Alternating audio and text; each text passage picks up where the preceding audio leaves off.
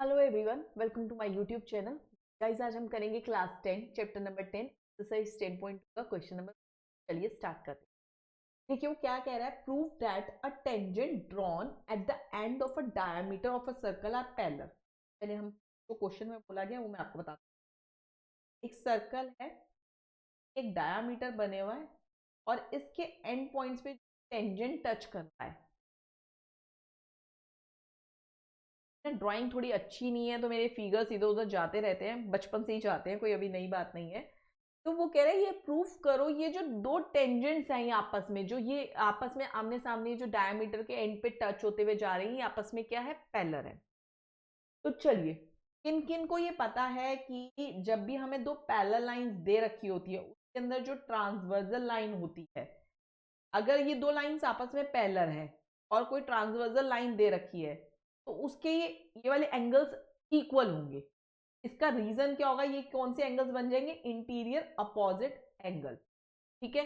अब आप पूछेंगे भाई हमें ये क्यों बता रहे हो, अभी बताती हूँ। इसका रीजन है angle 1 equal to angle 2। Angle 1 equal to angle 2 हो जाएगा, क्यों? क्योंकि वो क्या हो जाएंगे, इंटीरियर अपोजिट एंगल।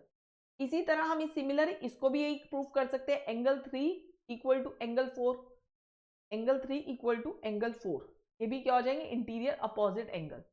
अब बोलोगे भाई हमें ये तो प्रूफ करना ही नहीं इंटीरियर अपोजिट एंगल, ये हमें ये एंगल्स थोड़ा आपस में इक्वल प्रूफ करने हैं, हमें तो ये बताना है ये लाइंस आपस में पैरेलल है। बेसिकली मेरा कहने का मतलब ये है, जिस तरह ये दो लाइंस पैरेलल होती हैं तो हम ये बता सकते हैं, उसी तरह अगर ये हमारे इंटीरियर अपोजिट एंगल्स ये बेसिकली अगर इक्वल होंगे तो ये अपोजिट लाइंस भी क्या होगी, इसकी आपस में पैरेलल होंगी। चलिए बात करते हैं कैसे होती है, क्या होती है, कर लेते हैं।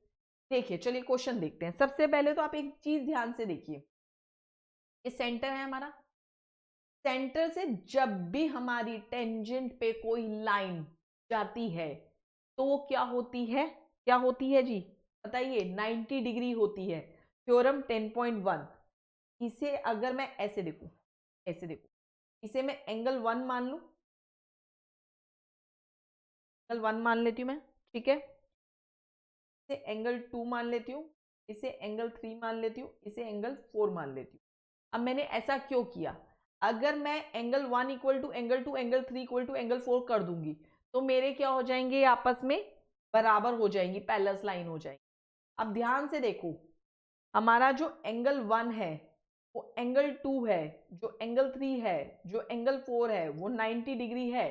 ऐसा क्यों जी, ऐसा इसलिए जी क्योंकि जब भी सेंटर से कोई भी लाइन टेंजेंट पे टच करती है तो वो ऑलवेज 90 डिग्री का एंगल ही बनाती है। Tangent is always perpendicular to radius. ठीक है, ये बात हो गई हमारी, ये बात क्लियर है। अब ध्यान से देखो, ये 90 है, ये भी 90 है, ये भी 90 है, ये भी 90 है। जब ये सारे 90 है तो एंगल 1 इक्वल टू एंगल 2 लिख सकती हूं मैं, एंगल 1 इक्वल टू एंगल 2 लिख सकती हूँ। इंटीरियर अपोजिट एंगल लिख सकती हूँ कि नहीं लिख सकती, इंटीरियर अपोजिट एंगल है, मैंने अभी आपको बताया था। जब भी दो पैरेलल लाइंस होती है उसके बीच कोई ट्रांसवर्सल लाइन हो रही होती है तो ये अगर ये दोनों, अब ये इंटीरियर अपोजिट एंगल, इसके बीच में ये जो एंगल्स ये बनते हैं ये कौन से होते हैं, इंटीरियर अपोजिट एंगल्स। ये angle 1 equal to angle 2 interior opposite angle, similarly angle 3 equal to angle 4 interior opposite angle. ठीक है।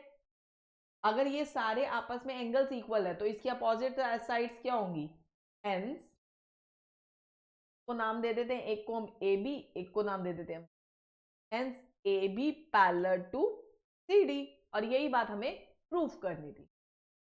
आई होप आपको ये क्वेश्चन समझ में आया होगा। तो चलिए मिलते हैं अगली वीडियो में, तब तक के लिए बाय।